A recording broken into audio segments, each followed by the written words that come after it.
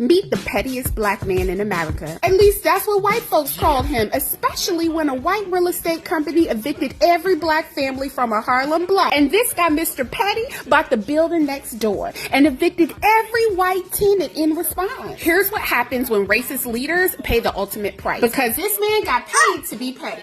Not you. Meet Philip. Born in 1876 in Massachusetts, his parents wanted him to become a barber. Instead, he dropped out of high school and college, fled to New York City, where he landed a job as a janitor in a real estate office. Every day while sweeping, he ear hustled the game from the outside. And by 24, baby, he had learned enough. He started his own real estate agency, failed, resulting in his cat and his dog starving to death. And his new wife, Maggie, had to pay all the bills by sewing, but she didn't make enough money, so they got evicted. But then came his big break. Two white landlords on West 134th wanted each other out. So one hired Philip to fill his building with black tenants, knowing it would trigger white flight and destroy his rival's property value. And it did. In that moment, Philip knew white flight was a business. So he launched Afro-American Realty Company, funded by 50,000 shares bought by us for $10 each. Baby, he bought buildings in white neighborhoods, moved black families in, and when white tenants fled, he acquired surrounding properties for cheap, and it worked. Until the owner of Hudson Realty Company fought back by 3 of Philip's buildings, evicting every black family and replacing them with white tenants.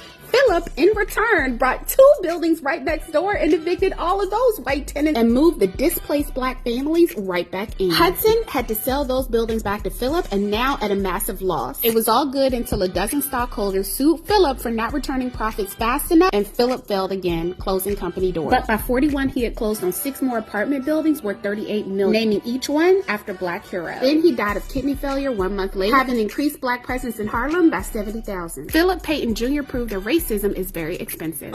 For more stories during Black History Month, and visit School 8 Night.